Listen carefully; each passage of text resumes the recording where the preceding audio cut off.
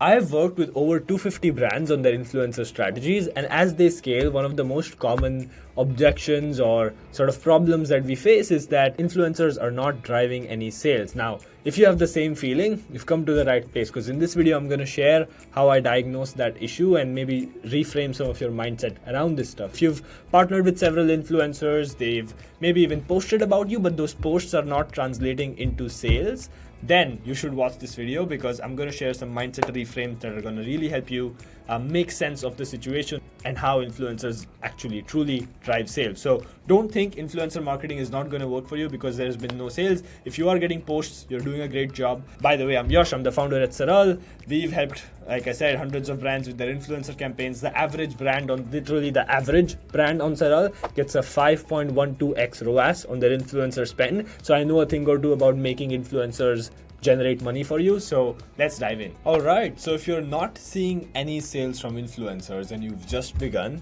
step number one, give it time. Brands are at times very impatient when it comes to influencers, because I understand, right? Because usually when you scale from 0 to 1, you're probably doing it with some sort of paid advertising, very likely on Meta or TikTok. Now, if you've done that, you know that you start spending money today and tomorrow you start making sales, right? It's literally one day. And that tends to have set the wrong expectations for marketing and how it should work in general. Because if you think about advertising in general, like go back in the day and think about it, like advertising used to take months to perform and to show results, right? And that's just how it is now. I know that for a very short period of time, because of performance marketing, we've been spoiled as marketers by looking at this data on a day-to-day, week-to-week basis. But sometimes, especially with influencers, you need to take a long-term approach, right? I know that you want instant results, but those results will only come after you are consistent with it and you give it time, right? Influencer marketing is a trust-based channel. It takes time to build trust and recognition of your brand with an influencer's audience. So it's not going to happen overnight or even within a week or maybe even a month, right? It might take a couple of months to see some results. My next point is be consistent. Make sure that you're being long-term and consistent in your efforts. Don't just do one random campaign, pay 5 influencers and expect that to drive results 3 months from now. That's not how it works.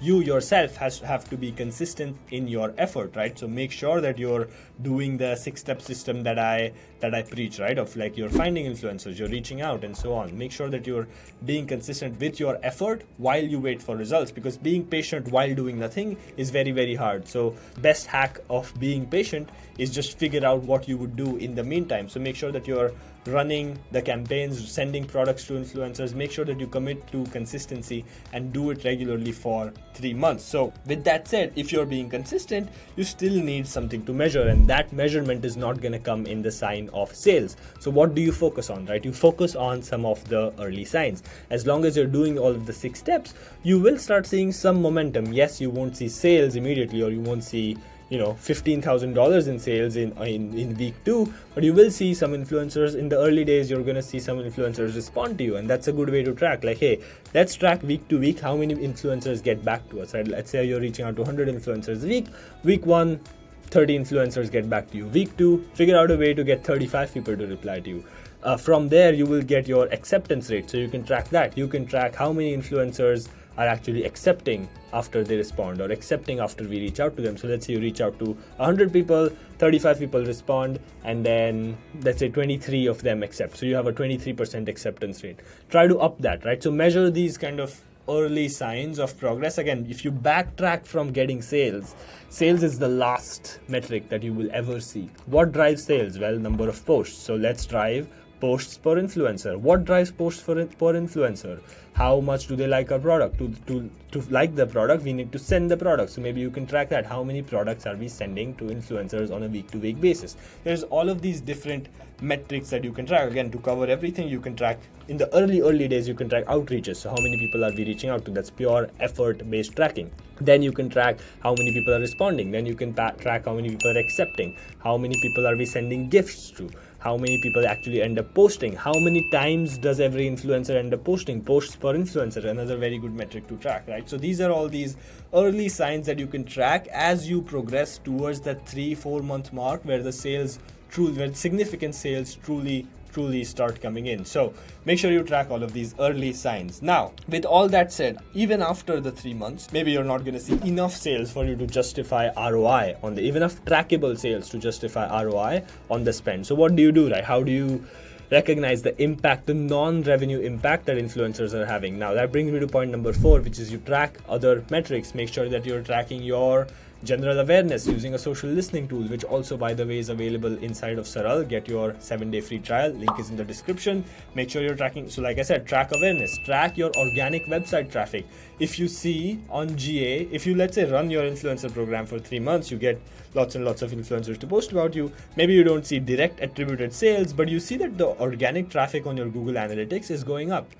Where is that coming from? That's coming from the influencers, because people are seeing the influencers post. They're going to go on Google, they're going to search you, they're going to click on your website. It's going to come in your analytics as organic traffic, but it's actually driven and demand was generated by the influencers. To track your general organic traffic rise. If you see your organic traffic is rising and your organic sales rising, very likely it's actually due to the influencer. So you can track that as a way in place of sales, right? To see the full funnel impact. You can track if your number of followers on social media go up. That's another way to track awareness, if people just follow your brand. And obviously you must be putting out great content for that. So point is, you can track other metrics, and I've done a detailed video breaking down exactly how you can track and measure all of this. So I'll leave a link in the I button in the description. So go watch that if you're interested in this. But point number 4 was track other metrics, because sales will not be immediate. So you want to measure you would want to measure other forms of impact that influencers are having on your brand. Now, with all of that, number 5 needs to be said, which is